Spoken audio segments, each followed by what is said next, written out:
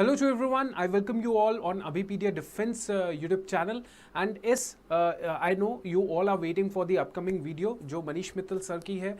A very important topic जो आज वो कवर करने वाले हैं. ये उनकी एक प्रीवियस वीडियो है जिसको हम लोग आपके सामने YouTube पे अभी तक नहीं लेकर आए थे, वो आपके सामने लेकर आ रहे हैं ताकि आपको क्वालिटी ऑफ कंटेंट देखने को मिल जाए. हमारा on going CAPF assistant commandant paper 2 का live batch, right. Daily classes होती है, 5:45 पे आपकी क्लास होती है और इसके साथ साथ प्रैक्टिस क्वेश्चंस, टेस्ट सीरीज, ये सारी चीज़ें हैं जो हम आपको अवेलेबल करवा रहे हैं. The best part of this course है कि यहाँ पे डायरेक्ट मेंटोरिंग हो रही है हर स्टूडेंट की. और आप जो है कोई भी डाउट पेपर 2 के रिगार्डिंग आपको होता है, लगता है, तो आप डायरेक्टली कॉल भी कर सकते हैं. डिस्क्रिप्शन में नंबर दे रखा है और आप जो है अपनी जो भी क्वेरी है आप उसको सॉल्व कर सकते हो directly talking to me, right. So इस कोर्स को आप बेस्ट तरीके से एनरोल कर सकते हो क्योंकि यहाँ पे 7 डेज का फ्री ट्रायल भी है. लिंक डिस्क्रिप्शन के अंदर दे रखा है. और इसके अलावा आप डायरेक्टली एनरोल भी कर सकते हैं. आप जो है इस कोर्स का जितना भी प्रीवियस वीडियोस बची रिकॉर्डिंग है वो आपको मिल जाएंगी. और आगे आने वाली सारी वीडियोस जो हैं, जो कि मेजर कंटेंट है, जहाँ पे हम लोग मेजर इंटेंसिव करने वाले हैं. अभी आपका टाइम बिल्कुल ख़त्म नहीं हुआ है. ये एक हाइब्रिड कोर्स है जिसके अंदर जो है आपको बेस्ट ये मिलेगा कि आपका टाइम बहुत सेव हो सकता है और आपको जो भी लेक्चर पढ़ाया जाएगा उसकी PDF आपको मिल जाएगी बहुत आसानी से, right. So this is video जो हमने YouTube पे नहीं डाली. It is a video of paid course, पर फिर भी आपको क्वालिटी ऑफ कंटेंट दिखाने के लिए और हमने टाइम टू टाइम आपका सपोर्ट करने के लिए कि आप जो भी पढ़ाई कर रहे हैं उस पढ़ाई को और स्ट्रेंथन करने के लिए आपको ये वीडियो जो है हम लोग फ्री ऑफ कॉस्ट दे रहे हैं. सो एंजॉय कीजिए, get our 7 days free trial also and make sure you enroll in this particular course also. If you have any doubt, directly talk to me. The number is given in the description. Thank you and keep watching and keep liking this session. Thank you.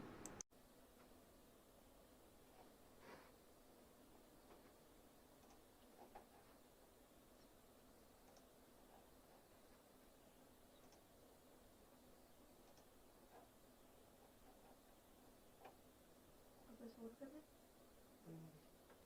ये तो zoom चल रहा है ना, यहाँ पे ये click कर दो, ये थोड़ा सा सेट कर दो इसको. बच्चे को दिख जाएगा उस चीज़ के लिए. हाँ ठीक है. और इसको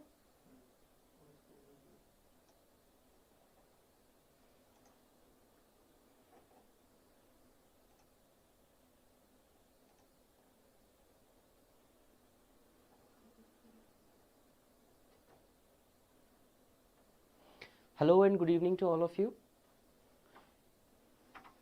If I am audible and visible, please comment.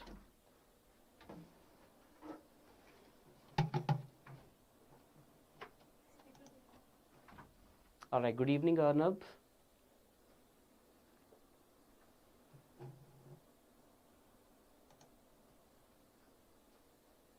All right, so how are you all?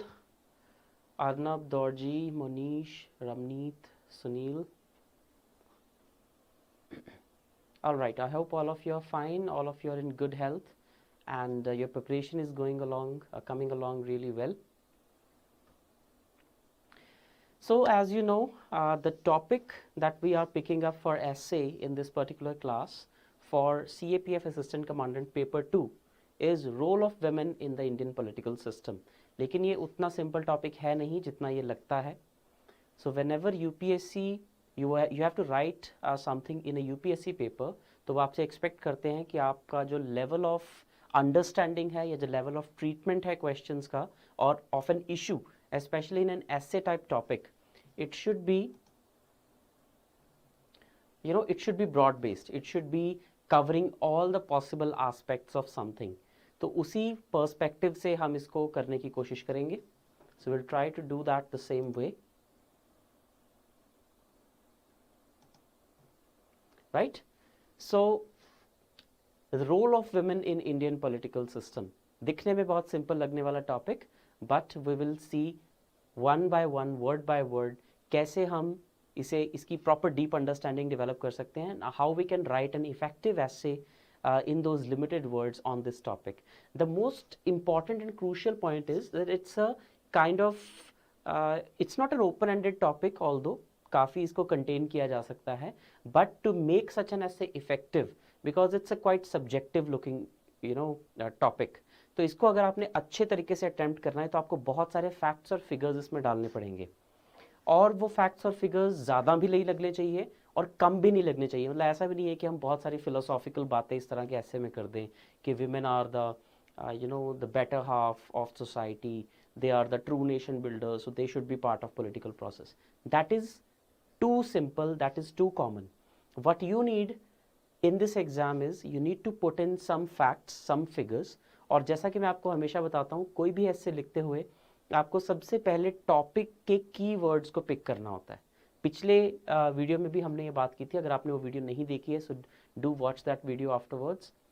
तो उसमें भी मैंने आपको बताया था कि कैसे सबसे पहले हम वर्ड बाय वर्ड पिक इसका जो है वो करेंगे। फॉर एग्जाम्पल, जैसे यहाँ पर अब इन्होंने कहा है role of women in the Indian political system, तो इसमें कीवर्ड्स क्या क्या हैं? सबसे पहले ये वेमेन के बारे में बात कर रहा है, ये बात हमें पता है, तो हमें ओवरऑल रिप्रेजेंटेशन की बात नहीं करनी है यहाँ पे, लोअर कास्ट्स की या फिर scheduled caste, scheduled tribes, OBCs, minorities, children, backward classes, ऐसी कोई भी, we do not have to deflect from the essay topic. If they are asking about the role of women in the Indian political system, just stick to that. तो ये keyword है हमारा। उसके बाद Indian political system, that means they are not asking you about in general. उन्होंने आपको जो ऐसे का टॉपिक है वो काफ़ी ज़्यादा कन्फाइन करके दे दिया है, ऐसा नहीं है कि आप पूरे वर्ल्ड में एग्जाम्पल्स देने लग जाएंगे, दैट इज़ नॉट ट्रू। आपको सिर्फ इंडियन पॉलिटिकल सिस्टम के कॉन्टेक्स्ट में ही बताना है, Indian only and political system only. So do not talk about women's participation in the workforce, women's participation in social reforms, women's participation in this, that. No, just political system. तो जब आप एक बार इन सभी words को properly thought they देंगे तो आपके लिए ऐसे लिखना काफ़ी जो है वो पिन पॉइंटेड एक्यूरेसी के साथ आप लिख पाएंगे। And finally the essay is asking you about the role. अब रोल का मतलब क्या होता है, तो यहाँ से हम शुरू करेंगे। So we have to discuss about women in the Indian political system only. So सिर्फ इंडिया का सिर्फ पॉलिटिकल सिस्टम, और उसमें भी विमेन का रोल क्या रहेगा, this is what the essay is about. तो सबसे पहले आपने जो first exercise that you have to do when you see the topic of an essay is you have to go word by word on the keywords of the topic, ताकि आपने कहीं पे भी डिफ्लेक्ट नहीं होना। If you deflect anywhere you lose marks, ये बात आपको बहुत ही ध्यान रखनी है। And before starting this I would like to appreciate and I would like you to appreciate the fact that the results of Abhimanyu and Abhipedia is shining in this exam. So you can see the level of selections that we have, and for that you have a dedicated team of teachers, most of them having UPSC background including myself. तो अगर आपको बहुत intensive preparation करनी है CAPF assistant commandant exam की, so do join our course and there will be live classes, so all the information is provided on the website. शुरू करते हैं। तो अब हमें पता है women का मतलब, of course we know what is Indian political system also we understand, but there is some open-ended or broad subjectivity regarding role. Role का मतलब क्या होता है? जब भी हम किसी इंसान के या किसी भी चीज़ के रोल की बात करते हैं, what is the meaning of that? Role का मतलब होता है the part they play. Simple. The part they play, the contribution they make. तो ये वाली चीज़ें हमारे दिमाग में आती हैं और ये ठीक भी है। So the part that a person plays or a community or a group plays or the contribution that they have. So यहाँ पे role of women का मतलब है कि women का participation in the political system, women's contribution in the political system, right? So this is what we need to discuss in the entire essay. तो role का broadly तो मतलब होता है participation. So that means बड़ी simplistically अगर इसको देखें, the essay is asking you to describe the participation of women in the Indian political system. अब जब पार्टिसिपेशन की बात कर रहा है तो आपको हिस्टोरिकली भी बताना है, करंट एस्पेक्ट में भी बताना है। So this is a good way of discussing such an issue, जिसमें आप हिस्टोरिकली इवोल्यूशन से बताएंगे कि कैसे बिफोर फ्रीडम स्ट्रगल इंडिया में, क्योंकि बात इंडिया की हो रही है तो ज़रूरी नहीं कि करंट उसमें ही पूछा जा रहा है, आपको थोड़ा सा हिस्टोरिकली इवॉल्व करना पड़ेगा कि पहले विमेन की पार्टिसिपेशन इतनी थी, फिर इंडिपेंडेंस के बाद इतनी हो गई और आज की डेट में इतनी है, so that a picture can be painted that whether the role is improving और इज इट नॉट इम्प्रूविंग और इज इट डिटेरियोरेटिंग। तो ये पता चलना चाहिए। तो रोल का मतलब होता है पार्टिसिपेशन, यानी कि अगर आपने पार्टिसिपेशन वर्ड से इसको अंडरस्टैंड किया है तो आप इस एसे की हेडिंग में अगर रोल की जगह पार्टिसिपेशन लिखेंगे, it becomes much easier. Participation of women in Indian political system, now it becomes much simpler. तब आपने पार्टिसिपेशन डिफाइन करनी है। पर जब हम कहते हैं पॉलिटिकल पार्टिसिपेशन तो उसका अलग मतलब होता है। जैसे कि अगर इसको लेमैन टर्म्स में समझें, से आई am a layman, right, I am a normal man. Now if I talk about my participation in the game of cricket, अगर आपको ये डिफाइन करना हो what is my participation in cricket, तो उसको आप कितने अलग अलग लेवल्स पे डिफाइन कर सकते हो। या तो मैं क्रिकेट देखता हूं, there I am just a viewer, right, I am just a spectator, वो एक एस्पेक्ट है। The second role can be I actually play cricket, right. और तीसरा एस्पेक्ट हो सकता है both, I am a spectator as well and sometimes I am a participant और a player as well. The same goes for political participation as well. Political participation का मतलब भी बहुत ब्रॉड है।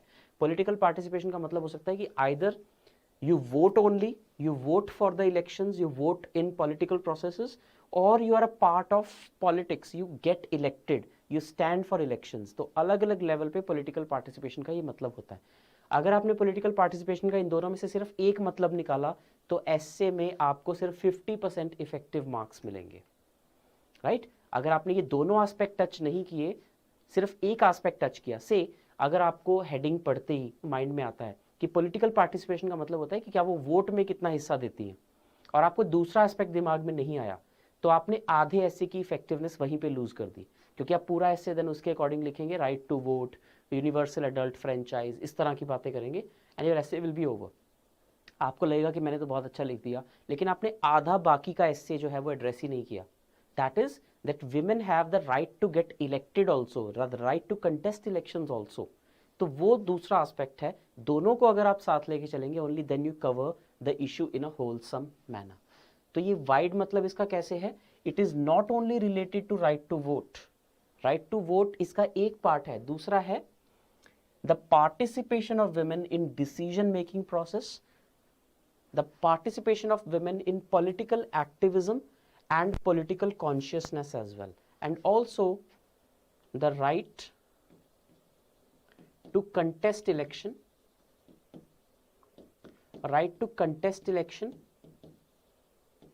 and the right to get elected।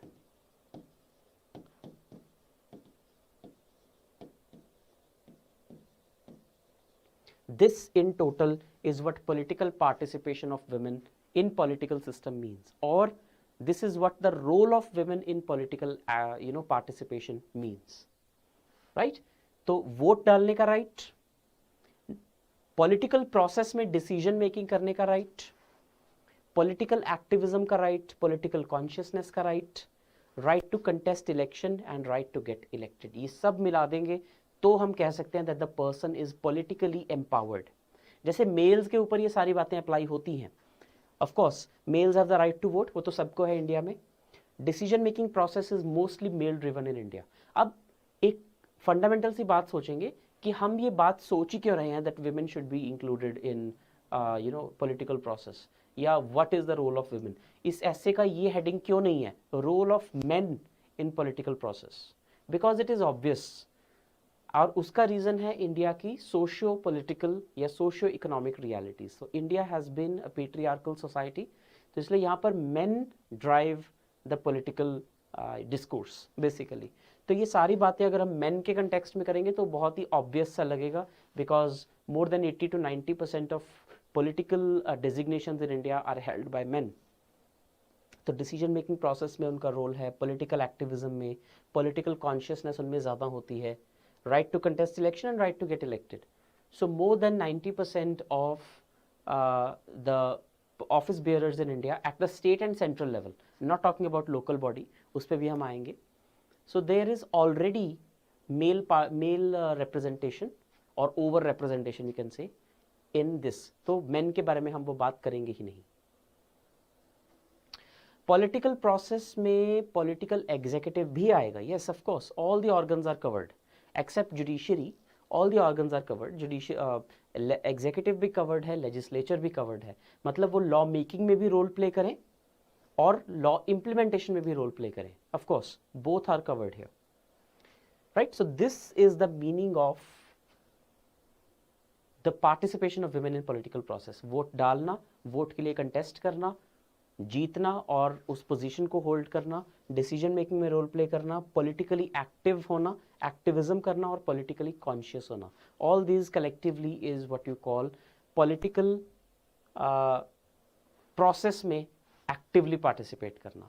And the more developed the country is, more is the participation of different types of citizens and civil society in the political process. जैसे आपने notice किया होगा, अगर कभी भी आपने US presidential elections को या यूएस के पॉलिटिकल डिस्कोर्स को फॉलो किया है, कि वहाँ पर जो सिविल सोसाइटी के लोग हैं, जो कॉमन लोग हैं, वो पॉलिटिकल प्रोसेस में बहुत बढ़ चढ़ के हिस्सा लेते हैं. Because the country is a developed country and people are politically conscious, men as well, women as well, right. तो जितनी कोई कंट्री डेवलप होगी उतना ही वहाँ पे पॉलिटिकल कॉन्शियसनेस ज़्यादा होगी इन जनरल. अब इंडिया में जब कॉन्स्टिट्यूशन बनाया गया, एवोल्यूशन की अगर हम बात करें, तो इंडियन इंडिपेंडेंस से पहले की अगर बात करें तो विमेन का रोल नेग्लिजिबल ही सही. बिकॉज विमेन का क्या, even men's role were almost negligible, because we did not have any in particular political election और समथिंग ऑफ दैट सॉर्ट. वो सब कुछ तो 1947 के बाद शुरू हुआ है. हाँ, वहाँ पर डिबेट डिफरेंट तरह की आ जाएगी. Role of women in national struggle for independence आ जाएगी, और उसमें भी अभी पता है how dynamic that topic is. बहुत सारी ऐसी विमेन रही हैं जिन्होंने फ्रीडम स्ट्रगल में अपना रोल प्ले किया है, जैसे Sarojini Naidu, then you have Annie Besant, then you have right from 1857 Rani Lakshmibai, Begum Hazrat Mahal, then you have so many other people in Indian freedom struggle.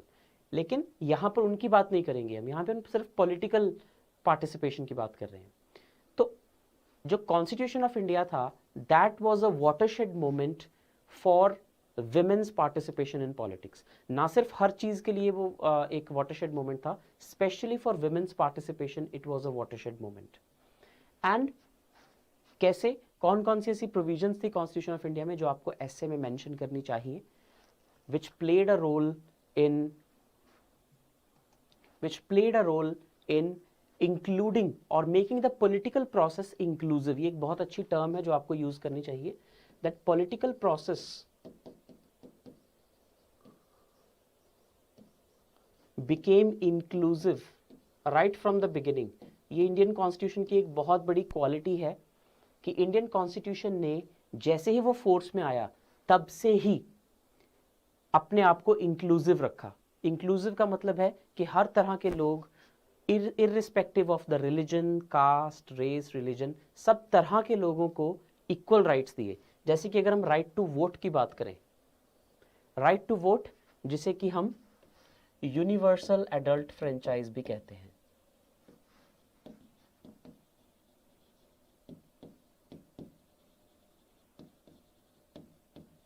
Universal adult franchise, universal मतलब विदाउट एनी डिस्क्रिमिनेशन, कि कोई फर्क नहीं पड़ता आपका रिलीजन क्या है, रेस क्या है, कास्ट क्या है, कलर क्या है, जेंडर क्या है, you get right to vote.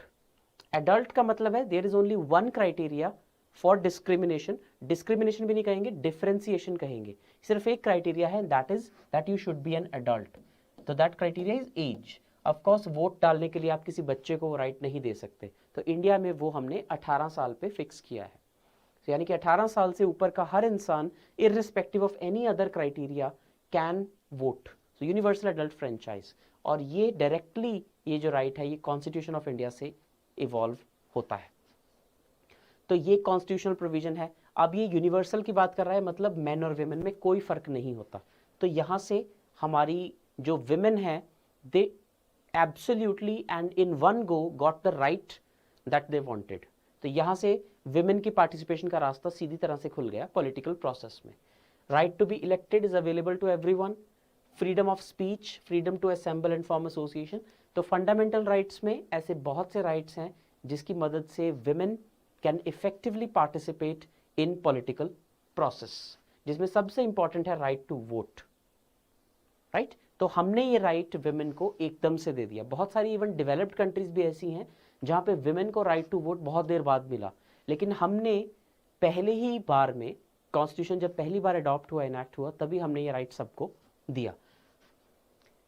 Then constitution ना सिर्फ ये राइट्स देता है विमेन को, बल्कि बहुत सारी ऐसी प्रोविजंस भी हैं जो जेंडर इनइक्वालिटी को रिमूव करने के लिए हैं।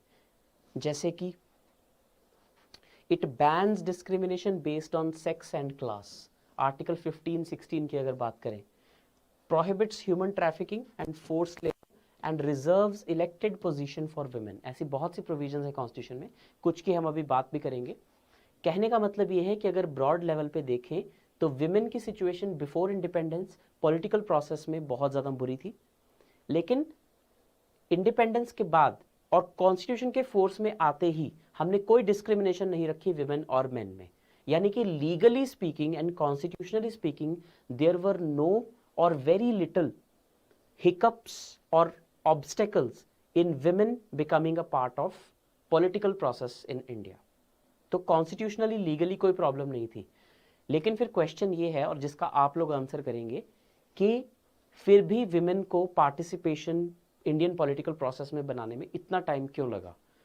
तो why even now only about 10 to 12% of women are there in the Indian parliament. सिर्फ 10 से 12% ही विमेन क्यों हैं इंडियन पार्लियामेंट में? Yes, would anyone like to answer?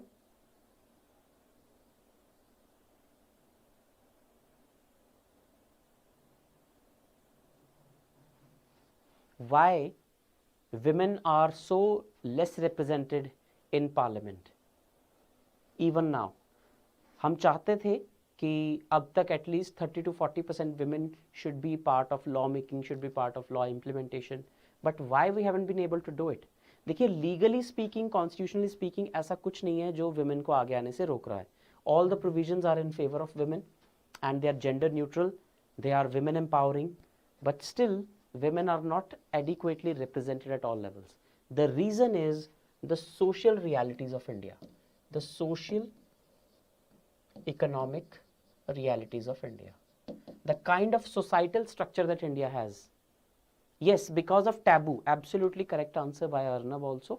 So taboo है, women को अभी भी leadership positions में आगे आने के लिए जो है वो रोका जाता है या उनको encourage नहीं किया जाता, anything you can say.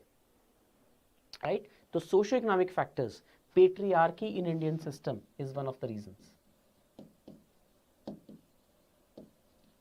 तो ऐसे में आपको ये बात हाईलाइट करनी है that legally speaking and constitutionally speaking there are no loopholes और there are no hindrances for women to be politically inclusive, but at the societal level, at the economic level, there are certain taboos, there are certain stereotypes that are associated with women. Many men do not accept women in leadership positions and being part of political discourse.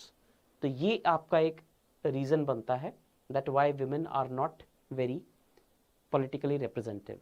अगर हम इसके बारे में तो कुछ figures की बात करें जिन्हें आप ऐसे का हिस्सा बनाएंगे, first is women in the Parliament of India. अगर women representation की बात करें पार्लियामेंट में, so this is the last 3 Lok Sabhas, right? 15th Lok Sabha, 16th Lok Sabha and 17th Lok Sabha. We talk about 15th Lok Sabha, there were 52 MPs who were women out of a total of 543. So 543 is the total strength of Lok Sabha elected members ki. Out of 543, just 52 were women. That means effectively it's about 9%. It's about 9%. Only 9% women were there in the Lok Sabha. 16th Lok Sabha की बात करें, they got 64, a bit better.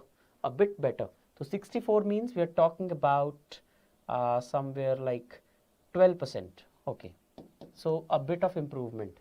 तो 12% women जो थी इससे पिछली लोकसभा में 2014 से 19 तक जो थी, they were women.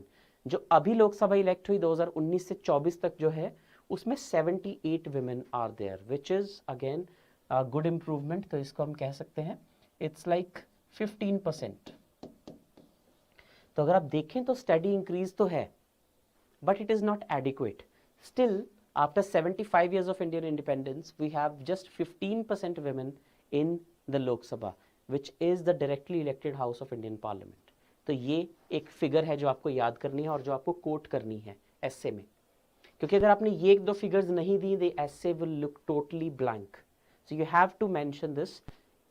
अगर आप women के रोल की बात कर रहे हैं, so you have to tell how many women are there in लोक सभा.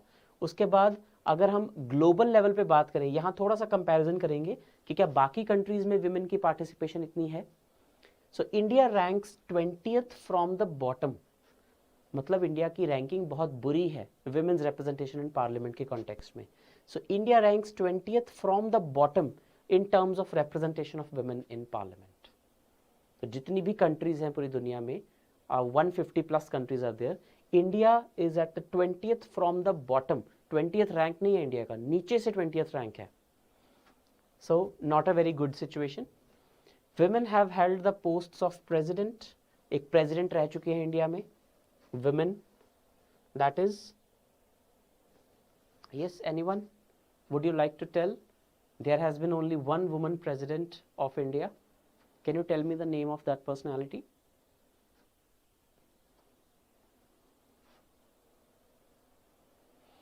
It was Pratibha Devi Patil. Pratibha Devi Patil. And we have also seen a woman prime minister in Indira Gandhi. And we also have various examples of chief ministers of various states, including Mayawati, including Mamata Banerjee. Sushma Swaraj has been the chief minister of Haryana. She has been the chief minister of Delhi, I think. Then we have the example of Rajinder Kaur Bhattal as the chief minister of Punjab. Then Vasundhara Raje as the chief minister of Rajasthan. ऐसे कुछ practical examples आपको डालने हैं. We have example of Mehbooba Mufti as the chief minister of Jammu and Kashmir. Right? So we have quite a lot of examples. Jayalalitha as the chief minister of Tamil Nadu. Yes, I am first giving you the content. I will give you the structure, definitely. Just wait for a few minutes. I will put all this into perspective. So first, let's get some facts, and then I will tell you how to structure this. And then women turnout during parliamentary elections was 65%, where men's turnout was 67%.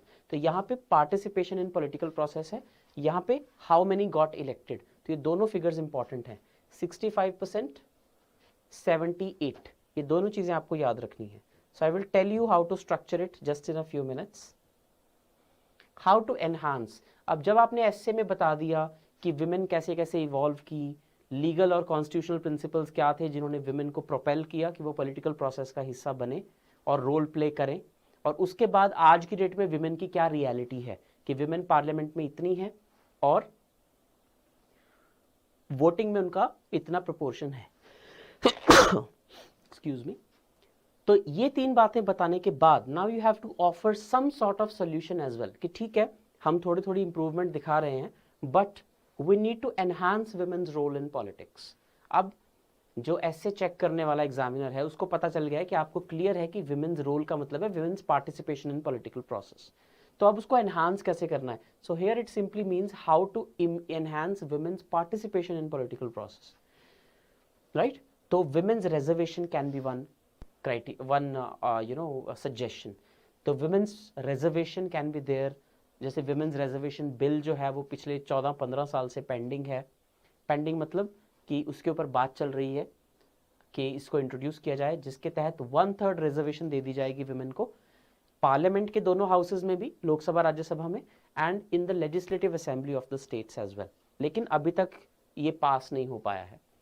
Awareness among the women should be there and women's financial, educational and social empowerment. अगर हम इसको long term लेके जाना है, so this is what we need, women's empowerment at all levels, this is what we need to do. और इसकी कुछ practical examples भी हैं हमारे पास जो आपको डेफिनेटली अपने ऐसे का हिस्सा बनानी है। कौन से स्टेप्स हम ऑलरेडी ले चुके हैं कॉन्स्टिट्यूशन के इफेक्ट में आने के बाद, जिससे विमेन पार्टिसिपेशन इंप्रूव होगी। पहला, रिजर्वेशन इन लोकल बॉडीज। अगर हम पंचायती राज इंस्टीट्यूशंस और अर्बन लोकल बॉडीज की बात करें, Panchayati Raj institutions, urban local bodies, 73rd amendment से, from 73rd amendment and 74th amendment, 1/3 seats were reserved for women in these local bodies. तो ये थर्ड टायर ऑफ गवर्नेंस है, जो गांव में पंचायत होती हैं, ब्लॉक लेवल पे होती हैं, जिला लेवल पे होती हैं, और ऐसे म्यूनिसिपैलिटीज, म्यूनिसिपल बोर्ड्स वगैरह जो होते हैं, इनमें भी 1/3 seats are mandatory to be reserved for women. तो ये एक स्टेप है जो हम ऑलरेडी ले चुके हैं, right. Then second, creation of women's wings in the largest parties. Women wings बन चुके हैं सभी पॉलिटिकल पार्टीज में। अगर नेशनल पार्टीज की बात करें तो बीजेपी का जो पॉलिटिकल विंग है, विमेन्स विंग है, दैट इज बीजेपी महिला मोर्चा। इंडियन नेशनल कांग्रेस का विंग है ऑल इंडिया महिला कांग्रेस। और अगर सीपीआई की बात करें, कम्युनिस्ट पार्टी ऑफ इंडिया, उसका विंग है national federation of Indian women.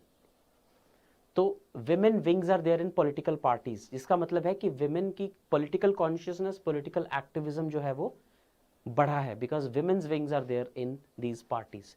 And this is another innovative thing, 50-50 rule for sending women candidates to the legislature. कई पॉलिटिकल पार्टीज ने ये रूल बना दिया है कि जितनी भी टोटल टिकट्स अलॉट की जाएंगी एमएलए के इलेक्शंस के लिए किसी भी स्टेट में, उसमें से आधी सीट्स की टिकट जो है वो विमेन कैंडिडेट को ही दी जाएगी।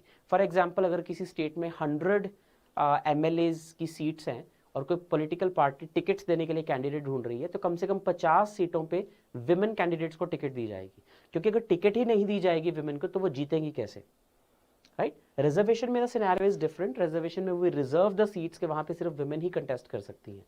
But a better way would be if we give tickets to the women on a voluntary basis. So that is a rule, और ये तमिलनाडु में फॉलो भी हो रहा है। तमिलनाडु में कुछ एक पॉलिटिकल पार्टीज हैं जिन्होंने ये रूल बना लिया है कि अगर हम 100 टिकट्स देंगे किसी भी इलेक्शन के लिए, तो उसमें से आधी टिकट्स हम विमेन कैंडिडेट्स को देंगे, क्योंकि अगर ज़्यादा विमेन कैंडिडेट कंटेस्ट करेंगे तो उनके जीतने का प्रोपोर्शन भी बढ़ जाएगा। Arnab is asking, should we include different plans taken by the government to reduce exploitation of women? वो थोड़ा सा ऐसे का जो डायरेक्शन है वो चेंज हो जाएगी। यहाँ पे बात सिर्फ हो रही है role of women in Indian political process. तो एक्सप्लॉयटेशन ऑफ विमेन को कम करना, not really that type of schemes या उस तरह के मेजर्स जो है वो यहाँ पे काम नहीं आएंगे। यहाँ पे काम आएंगे कि विमेन को पॉलिटिकली कॉन्शियस बनाने के लिए, विमेन को इलेक्टेड ऑफिसेज में आगे लाने के लिए, पॉलिटिकल पावर देने के लिए, या पॉलिटिकली या वोट्स में उनका प्रोपोर्शन बढ़ाने के लिए गवर्नमेंट ने क्या किया है, वो सब कुछ आप यहाँ पे मेंशन कर सकते हो। Now to give this entire content a perspective,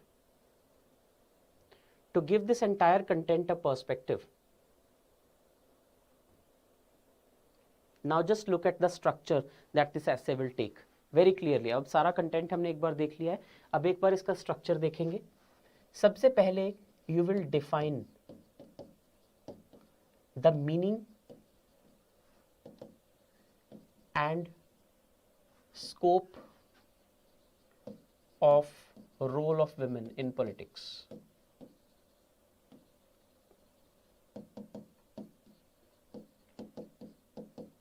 meaning and scope of the role of women in politics. जैसा कि मैंने आपको शुरू में बताया कि इसका मतलब क्या है कि हम रोल ऑफ विमेन की बात कर रहे हैं। इसका मतलब जो विमेन का रोल है वो अब तक कम रहा है।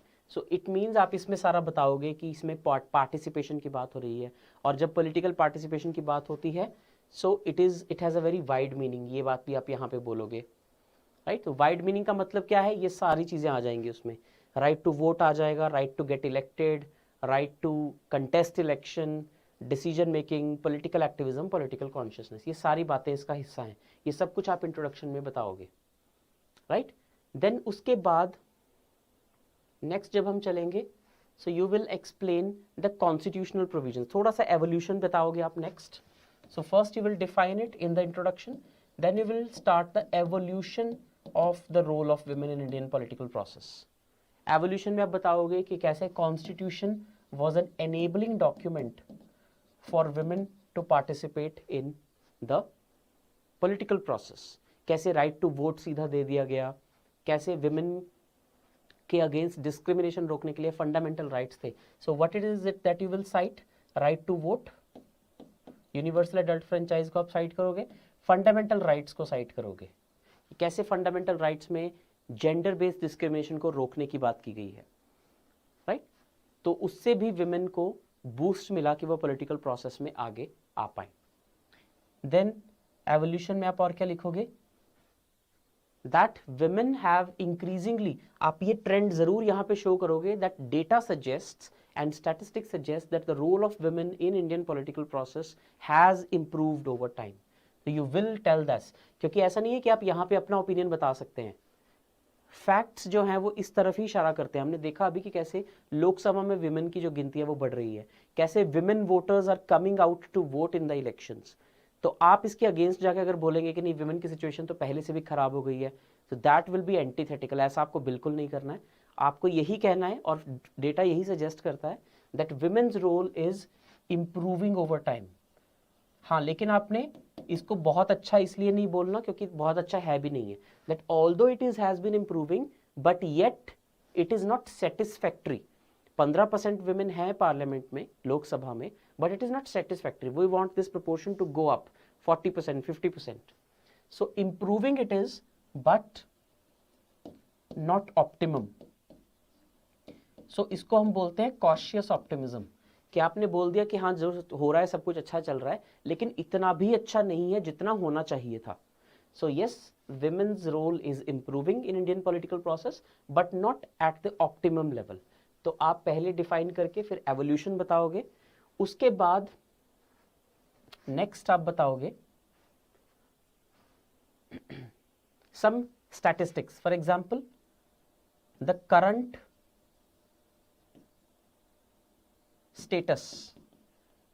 Status of women in right to vote and in representation.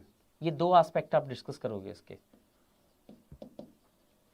कि कितने विमेन हैं जो वोट करने जाते हैं, वहां पे आप वो फैक्ट साइट करोगे that 65% of the women voted where 67% men voted. तो अभी भी पॉलिटिकल पार्टिसिपेशन में विमेन थोड़ी सी मेन से कहीं ना कहीं पीछे हैं। तो वोट करने में उनका रोल और रिप्रेजेंटेशन में भी हमें पता ही चल रहा है कि अगर 15% विमेन है that means 85% are men, right. तो रिप्रेजेंटेशन में भी थोड़े पीछे हैं, वोटिंग में भी थोड़ा सा पीछे हैं। Then you will tell this. उसके बाद आप कुछ मेजर सजेस्ट करोगे, suggestions for improving women's share. उसमें आप बताओगे कि रिजर्वेशन दी जा सकती है, पॉलिटिकली कॉन्शियस बनाया जा सकता है। अगर लॉन्ग टर्म विमेन को एम्पावर करने की बात करो तो उन्हें एजुकेशन दी जाए, उन्हें स्किल्ड बनाया जाए, उन्हें हर तरह की सोशल स्पेस में इंक्लूड किया जाए ताकि उनके अगेंस्ट जो टैबूज हैं, जो स्टीरियोटाइप्स हैं, उनको ब्रेक किया जा सके, which is a long term suggestion. तो सजेशन में आप ऐसी बातें लिखोगे कि विमेन की पॉलिटिकल पार्टिसिपेशन कैसे बढ़ाई जा सकती है। Then you will give some actual examples उन चीज़ों की जो हो चुकी हैं, जैसे कि 73rd 74th अमेंडमेंट, जिससे कि 1/3 विमेन रिजर्वेशन दी गई। इनफैक्ट कुछ स्टेट्स तो ऐसी हैं जिन्होंने 50% सीट्स रिजर्व कर दी हैं विमेन के लिए in the Panchayati Raj institutions and urban local bodies, जैसे कि हरियाणा ने कर दी है। हरियाणा में अगर सरपंच की 1000 वो हैं पोजीशंस हैं तो 500 पे विमेन के लिए रिजर्व्ड हैं। So it's 50% reservation. और भी बहुत सारी स्टेट्स हैं जैसे कि राजस्थान। सो एक्चुअल एग्जाम्पल्स आपको यहाँ पे देनी है। देन इनोवेटिव एग्जाम्पल्स, जैसे कि 50-50 वाली example, that if any political party is giving out tickets for elections, then at least it should ensure, ऐसा कोई रूल तो नहीं है अभी तक, but at its own level it should ensure कि उसमें से 50% टिकट्स जो है वो विमेन कैंडिडेट्स को ऑफर की जा रही हैं। तो इस तरह से आपका ऐसे चलेगा। सबसे पहले आप डिफाइन करेंगे मीनिंग और स्कोप, फिर एवोल्यूशन बताएंगे कैसे विमेन का रोल धीरे धीरे धीरे बढ़ा है और क्यों बढ़ा है, कॉन्स्टिट्यूशनल लीगल प्रोविजंस बताएंगे, फिर करंट स्टेटस क्या है, अच्छा है लेकिन उतना अच्छा नहीं है जितना हो सकता था। वोट में शेयर 65% है लेकिन मेन से अभी भी कम है। रिप्रेजेंटेशन पहले से बढ़ा है 9%, 12%, 15%, लेकिन अभी भी मेन का 85% है। So it is good, it is improving but not still at the optimum level. Then आप सजेशन दोगे कि इसको कैसे बढ़ाया जा सकता है। रिजर्वेशन दी जा सकती है जिससे कि 15% से बढ़ के सीधा 33% हो जाएगा या 50% हो जाएगा। देन एक्चुअल एग्जाम्पल्स दोगे कि ये चीज़ें हो चुकी हैं already, like the reservation. Then you will give the example of this 50-50 rule that is being followed in Tamil Nadu. और फिर आप इसमें ये भी बोल सकते हो कि कई सारे पॉलिटिकल पार्टीज हैं जिन्होंने अपने महिला विंग या फिर विमेन विंग बना दिए हैं, which also is a step towards political empowerment. कैसे? क्योंकि जो विमेन पॉलिटिकल विंग्स होते हैं इनमें से ही जनरली जो जो विमेन है वो आगे चल के मिनिस्टर्स या एमएलएज या एमपीज बनती हैं।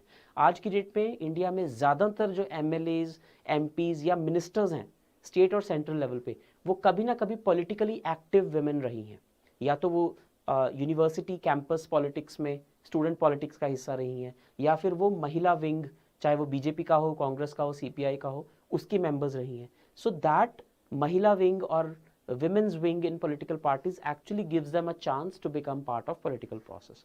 तो ये तीन आप actual examples में लिखोगे। And finally you will conclude this.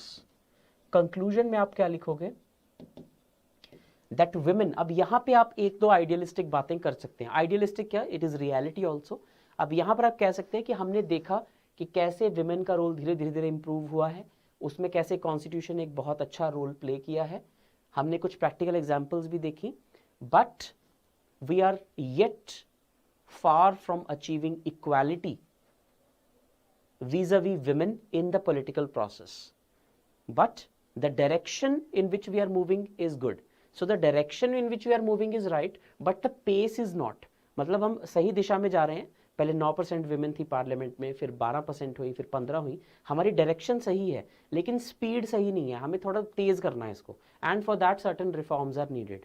And ultimately political will and social change is what is going to drive women's participation in politics. दो चीजें जो आप मेंशन करोगे, पॉलिटिकल विल, ये दो चीजें हैं जो अगर सही हो जाएं तो विमेन का रोल बढ़ सकता है। पॉलिटिकल विल यानी कि पॉलिटिशियंस अगर चाहें विमेन्स रिजर्वेशन बिल, ऐसी कोई चीजें लेके आए, political will and social change या social transformation you can say, ये दोनों चीजें अगर अच्छी हो जाए, सोशल चेंज मतलब विमेन को अगर एक्सेप्ट किया जाने लग जाए।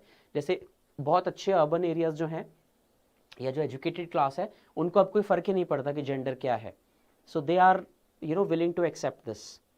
But in rural areas, among less literate people or among people with stereotypical mentality, जब वो social change आएगा, mentality में change आएगा, ये दो चीज़ें जब होंगी तब women's participation, क्योंकि यही दो चीज़ें तो हैं जो developed countries में हैं। So that is what it is. So social change and political will are the two things that you have to mention in the conclusion. तो अगर मैं आपको एक बार conclusion बताऊं कि इसकी कि absolutely कैसे रहेगी, तो आप conclusion या last paragraph में लिखेंगे that women have been the active stakeholders in the political process of India right from independence. Full stop. The Constitution of India was a landmark and a watershed document that made women equal stakeholders in the political process of India. Full stop.